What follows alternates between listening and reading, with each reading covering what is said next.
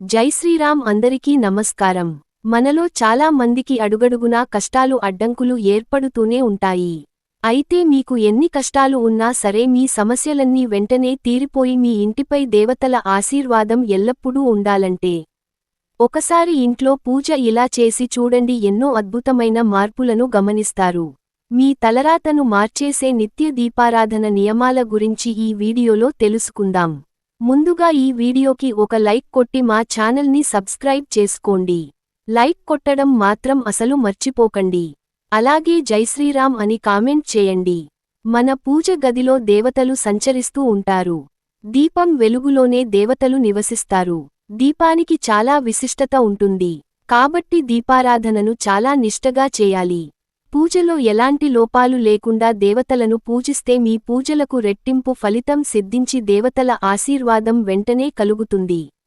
తెల్లవారుజామున సూర్యుడు రాకుండా దీపారాధన చేస్తే కోరిన కోరికలు ఖచ్చితంగా నెరవేరుతాయి. తెల్లవారుజామున పూజలు చేయలేని వారు సాయంత్రం 6 దాటిన తర్వాత దీపారాధన చేసుకోవచ్చు.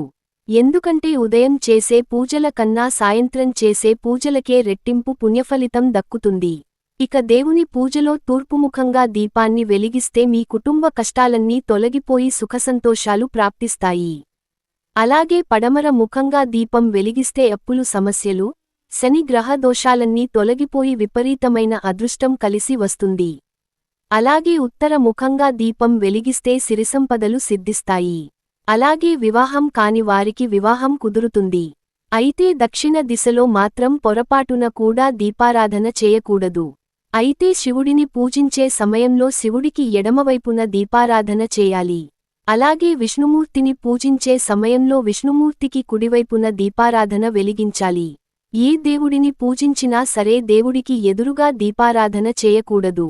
అలాగే అమ్మవారిని పూజించే సమయంలో అమ్మవారి ముందు తెల్లని బియ్యం పోసి దానిపైన దీపం వెలిగించి గులాబీ పూలతో కానీ తామర పూలతో కానీ అమ్మవారిని పూజిస్తే మీ ఇంటి శ్రేయస్సు పెరిగి ఆర్థికంగా అభివృద్ధి చెందుతారు.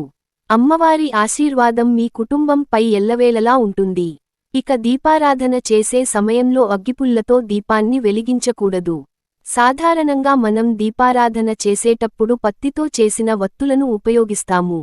కానీ తామర కాడ ఒత్తులతో దీపాన్ని వెలిగిస్తే పూర్వజన్మ పాపాలన్నీ తొలగిపోయి జన్మజన్మల అదృష్టం కలుగుతుంది. అలాగే జిల్లేడు వత్తులతో దీపారాధన వెలిగిస్తే అప్పుల సమస్యలన్నీ వెంటనే తీరిపోతాయి. పూజలో వెలిగించిన దీపాల నుండి అగరవత్తులను కానీ కర్పూరాన్ని కానీ వెలిగించకూడదు. ఇక తులసి కోటలో దీపారాధన చేసేవారు మట్టి ప్రమిదలో దీపం వెలిగిస్తే మీ ఇంటిపై లక్ష్మీ కటాక్షం ఎల్లవేళలా ఉంటుంది. ఏ ఇంటి ముందు అయితే తులసి మొక్క ఉంటుందో అలాంటి ఇళ్లలోకి దుష్టశక్తులు ప్రవేశించవు.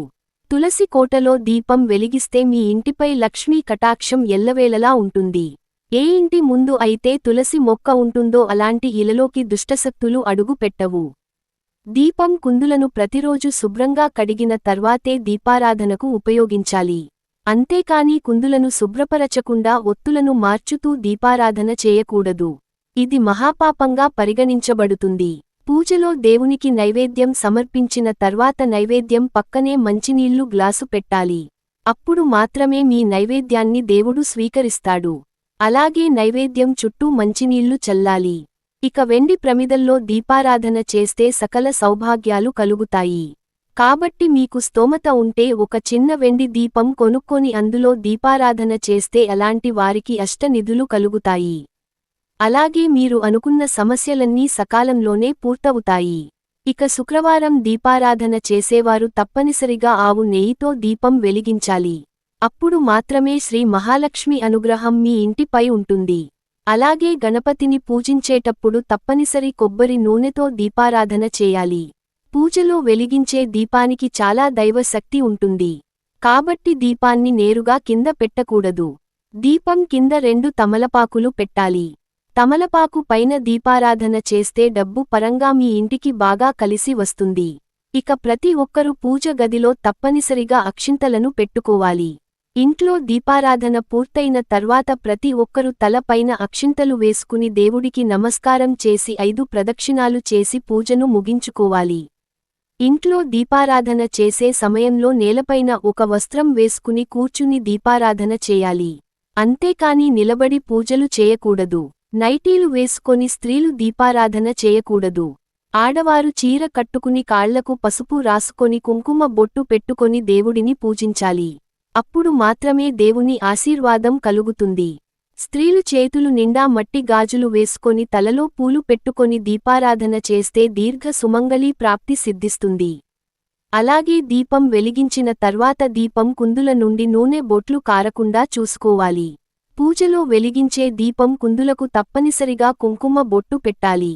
అప్పుడు మాత్రమే మీ పూజకు ఫలితం దక్కుతుంది. ఇక ఆడవారు చేసే పూజల కన్నా మగవారు చేసే పూజలకే విశేషమైన ఫలితం దక్కుతుందని పండితులు వివరిస్తున్నారు. కాబట్టి ఇంట్లో ఉన్న మగవారు వీలైనప్పుడల్లా పూజలో తప్పనిసరిగా దీపాలు వెలిగించండి. ఇక మనలో చాలామంది పూజ గదిలో న్యూస్ పేపర్లను వేస్తూ ఉంటారు. న్యూస్ పేపర్లలో చావు వార్తలు, ఎన్నో ఇంకా మరెన్నో వార్తలు ఉంటాయి. కాబట్టి పూజ గదిలో న్యూస్ పేపర్లకు బదులుగా ఒక పట్టు వస్త్రాన్ని వేసుకోండి. పూజలో వెలిగించిన దీపం కనీసం ఒక ముహూర్తం పాటు అంటే 45 నిమిషాల పాటు వెలుగుతూ ఉండాలి. అప్పుడు మాత్రమే మీ పూజకు సరైన పుణ్య ఫలితం దక్కుతుంది. ఏదైనా కారణం చేత దీపం కొండెక్కితే ఓం నమఃశివాయ అనే మంత్రాన్ని చదివి కొత్త దీపాన్ని వెలిగించాలి. మంగళవారం మరియు శుక్రవారం రోజుల్లో పూజ గదిని శుభ్రం చేయకూడదు. శనివారం లేదా గురువారం మాత్రమే పూజ గదిని శుభ్రం చేసుకోవాలి. ఒక తెల్లటి కాటన్ వస్త్రానికి తడిపసుపు రాసి ఆ పసుపు వస్త్రంలో వత్తులను తయారు చేసి దీపారాధన చేస్తే మీ వివాహ జీవితంలో గొడవలు లేకుండా భార్యాభర్తల మధ్య ప్రేమను రాగాలు పెరుగుతాయి. అలాగే పిల్లల భవిష్యత్తు బాగుండాలని కోరుకునేవారు ఒక తెల్లటి వస్త్రానికి కుంకుమ రాసి ఆ వస్త్రంతో ఒత్తులు తయారు చేసి దీపారాధన చేస్తే మీ పిల్లలు జీవితం బాగుంటుంది. విశేషంగా దీపారాధన కుందుల్లో 5 ఒత్తులు వేసి దీపారాధన చేస్తే ఎన్నో శుభ ఫలితాలు కలుగుతాయి. దీపంలో వేసే మొదటి వత్తి భర్త క్షేమం కోసం, అలాగే సంతానం కోసం సంక్షేమం కోసం అని 2వ వత్తి, అత్తమామల క్షేమానికని 3వ వత్తి, అన్నదమ్ములకు, అక్కచెల్లెళ్లకు క్షేమానికని 4వ వత్తి, సమాజంలో కీర్తి ప్రతిష్టల కోసమని 5వ వత్తి, వంశాభివృద్ధి కోసమని పండితులు సూచిస్తున్నారు. కాబట్టి ప్రతినిత్యం 5 ఒత్తులతో దీపారాధన చేస్తే అష్టైశ్వర్యాలు సిద్ధిస్తాయి. ఇక పూజలో దైవమంత్రాలను చదువుతూ దేవుడిని పూజించాలి. లేదా ఓం నమో భగవతే వాసుదేవాయ అనే మంత్రాన్ని చదువుతూ దేవుడిని పూజిస్తే ఎన్నో శుభ ఫలితాలు కలుగుతాయి. ఇక దీపారాధన చేసేవారు తప్పనిసరిగా తలస్నానం చేయాలి. ఈ విధంగా ఇంట్లో దీపారాధన చేసుకుంటే మీ పూజకు రెట్టింపు పుణ్యఫలితం లభిస్తుందా? జై శ్రీరామ్.